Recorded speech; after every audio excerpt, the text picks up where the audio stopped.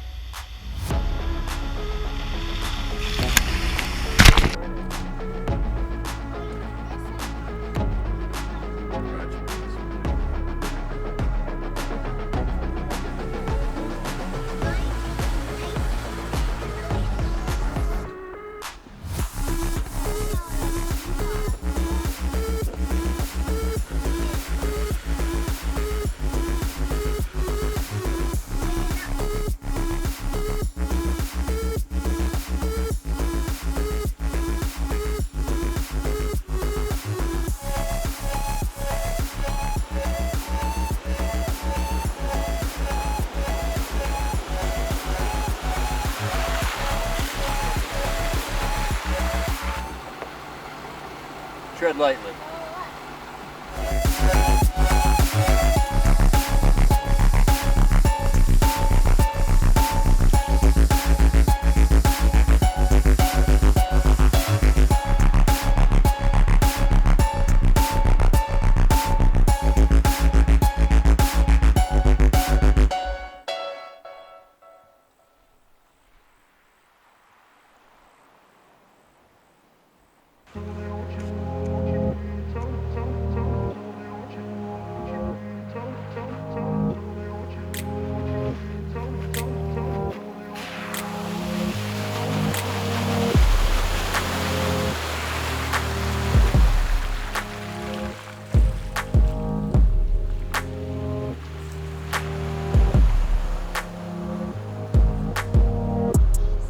Right, out here exploring some trails, really muddy, really wet, swampy trails. A lot of them are shut down, so we're kind of confined to this main trail. Didn't get to explore too many of the offshoots here and find some cool camping sites and things like that. But we're gonna head over to one of the campsites that we know is vacant. There's nobody around. We're gonna practice some archery with the girls and work on some skills there, and hopefully try to find some geocaches after that, and then maybe check out the really cool coffee shop. So like I said, I'll bring you guys along for that, and appreciate you guys coming along.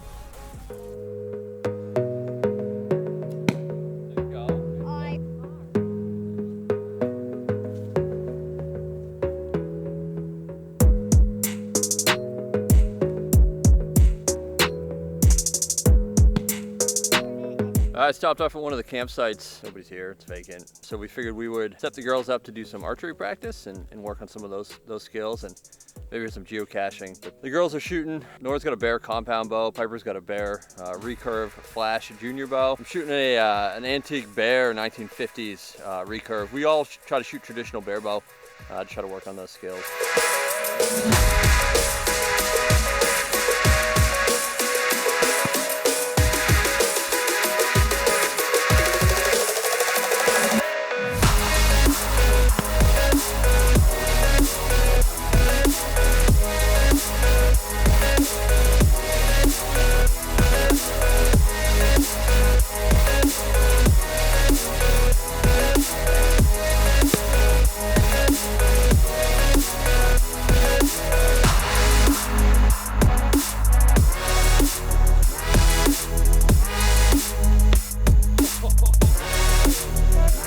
So we talked about it a little bit. Nora's shooting the Bear Scout compound bow. I think it's like a 10 or 15 pound draw. Piper's got the Bear Flash, kind of a traditional recurve. They're all bear bow. And then I'm shooting the Bear Tiger Cat 1950s, 50 pound draw at 28 inches. It's got a new string, some silencers on it. And then my buddy Jamie was nice enough to send me this black bear quiver that he made himself, and man, it is awesome. And then he also sent me some hickory arrows. They all have field tips on them right now, not used for really hunting, but there's bear teeth on here. This is all black bear fur. He handcrafted that, sent it to me. He's up in Vermont. Super nice guy, super generous of him. And the bow as well is from my buddy Jamie. So yeah, this is what we're shooting today. Just trying to get the girls some target practice. We don't get nearly enough, but this was an awesome opportunity to be able to do that. And just shooting at a small moral target over there out in the woods. Piper's bow is a little underpowered for this target. Arrows aren't sticking in there, but Nora's had no problem getting stuck in there. And then of course the 50 pound bow, easy day.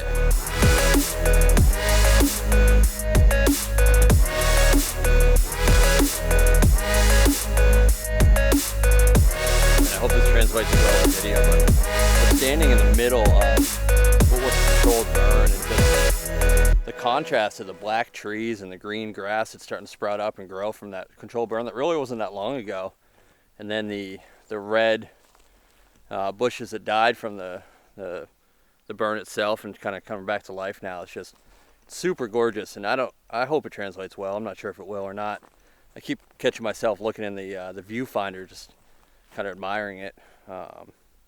Such a crazy contrast.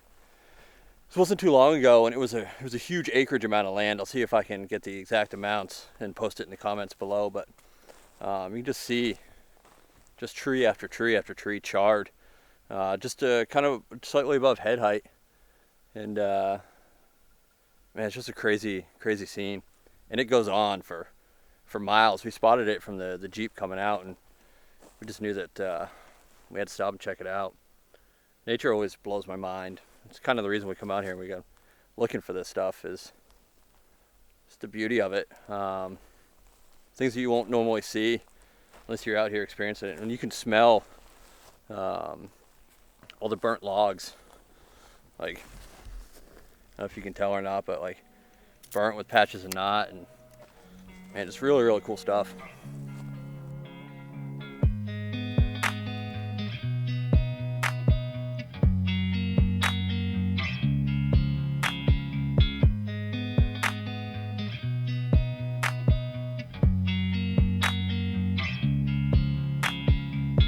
So I was reading that the point of these controlled burns is to try to get the thick vegetation underbrush to thin out, so the animals can migrate through it a little bit easier.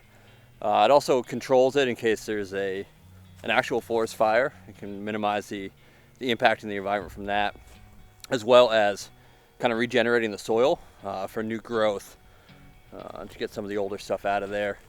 Charcoal helps to, I guess, create a better soil environment for that stuff. So a lot of benefits to controlled burns. They're crazy. If you look at why we chose the Jeep Gladiator video, you can see across a river a controlled burn area. It was just massive, and that was super impressive to see as well. I'll link that video in the comments below as well, so you can check that out if you want.